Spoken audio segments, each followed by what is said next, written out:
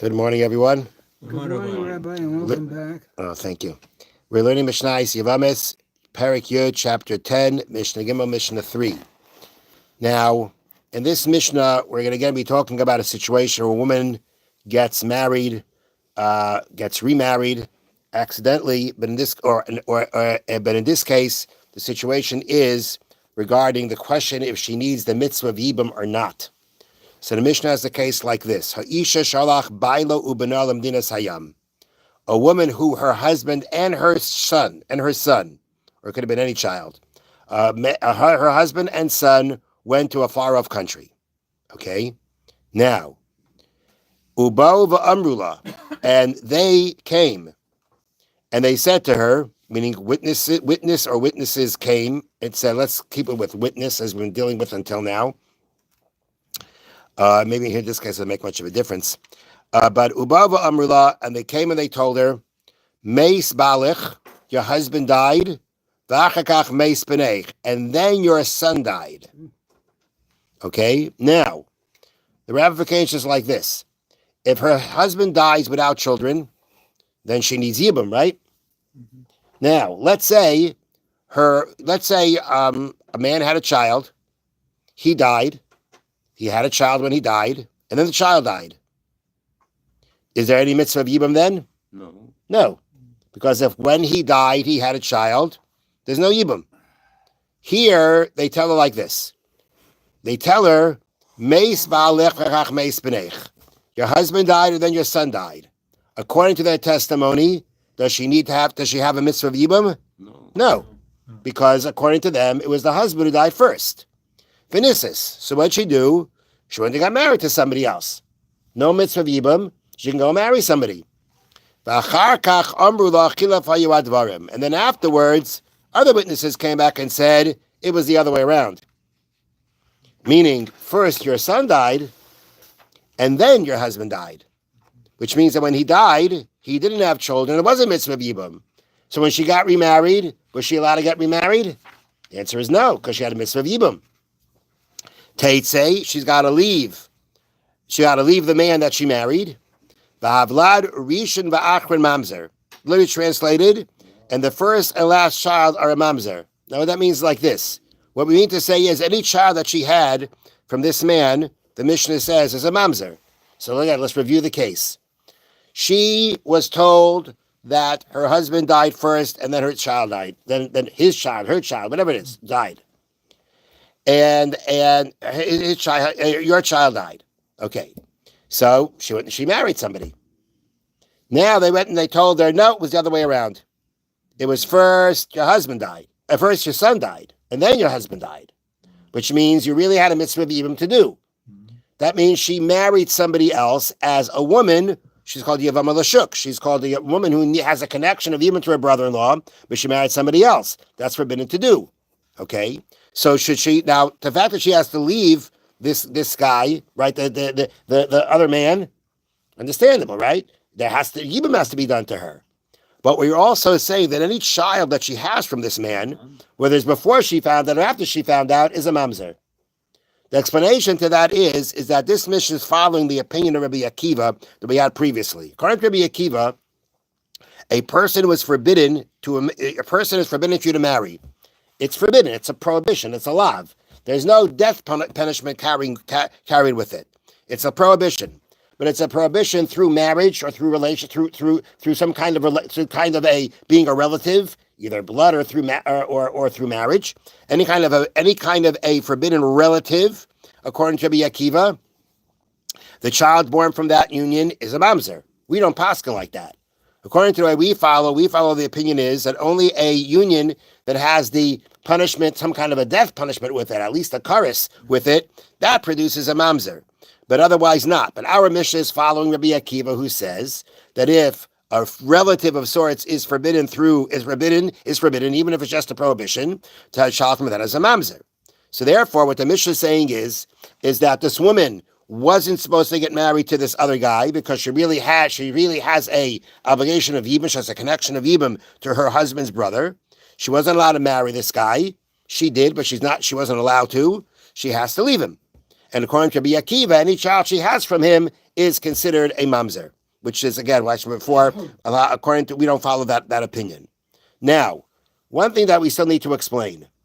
So it says witnesses came and told her that they told her the husband died first and then the son. Now, two other witnesses came and said, no, it was the other way around. And it seems like we believe them more than the first. Why are we believing the second one is more than the first? So the way they explain it down here is that they say like this. For example, where the first report was given only by one witness, and the second report was given by two witnesses. Right? We said before, a woman can remarry based on the testimony of one witness. So there was one witness that allowed her to remarry, and then two witnesses said, no, it was the other way around. That is what tells us we follow the second pair of witnesses more than the first pair of witnesses. And therefore, the results of that are all the same. Therefore, the results are that, again, she cannot say married to the person. According to opinion of Rabbi Akiva, any child born from this person that she married, whether it's before she found out about the mix-up in order or not, or afterwards, the halacha is the child will be a mamzer, again, according to Rabbi Akiva. All right, let's go to the next case. Amrullah, they said to her, Mei spinech, your son died, and then your husband died. The story starts the other way. The husband and the child went to a far off country. The witness comes back and says, your son died, and then your husband died. Now, according to their testimony, there's a mitzvah of yibum, right? Because the son died first. And what did she do? V'nis yabma. She got married to her brother-in-law. Her brother-in-law did yibum on her. And then they said to her, no, it was the other way around.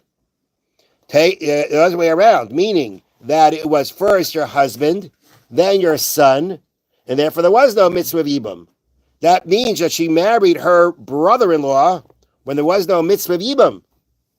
Marrying your brother-in-law when there's no mitzvah of yibum is marrying an erva. That's marrying a relative that carries the punishment of karis, carries the punishment of a death punishment with it. In that case, havalad rishon v'achrin mamzer. In that case, again, the first and second means whether she had a child with him before she found out about the mix-up in the order, or she still stayed married to him and had a child even after she found the mix-up in the order. Either way, the child's a mamzer. In this case, child's a real mamzer. Because it's born, because it was when they married, there was no mitzvah of yibum. Your brother's wife is an absolute erva. She carries a death punishment by being married to her. And even though in this case it was a mistake, was unintentional, right? She didn't mean to do the yibum intentionally. But when it comes to creating a mamzer, that doesn't make a difference. If a child is born from the union of an erva or of a married woman, intentionally, unintentionally, the child from that is a mamzer. And therefore here the Mishna says, Havlad Harishon V'achrin, in this case, or again, she had yibum done mistakenly because of the mix-up in the order of the testimony.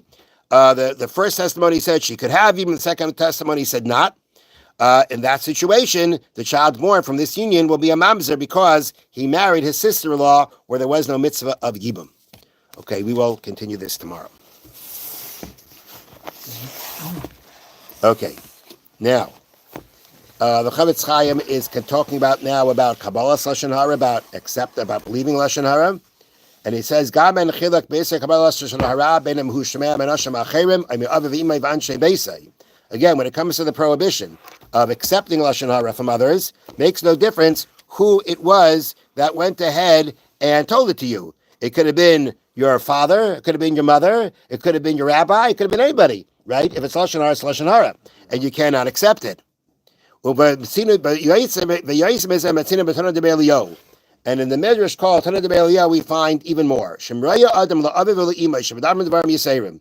Lashon Hara b'kadayma. You see your father and mother speaking Lashon Hara. Okay? Lavad shemuzah sholadabri divrayim. Shaloi l'kabel divrayim, I'm sorry. Besides, of course, you cannot accept what they're saying. You got to stop them. Now again, when you're trying to stop parents from doing something, even if doing something wrong, says the Chofetz Chaim, you have to make sure you do it honorably. Anytime you give any kind of teichacha, rebuke to a parent, it has to be done in a way that does not compromise their honor. And if you remain silent, at the end of the day, you become punished together with as they do. As the Gemara in Shabbos says, anybody who could stop his members of his household from speaking lashon hara and he doesn't do so, he will be held responsible eventually. After 120 years, he will be held responsible for the sin of the members of his household. Have a wonderful day. Thank you, Rabbi. No.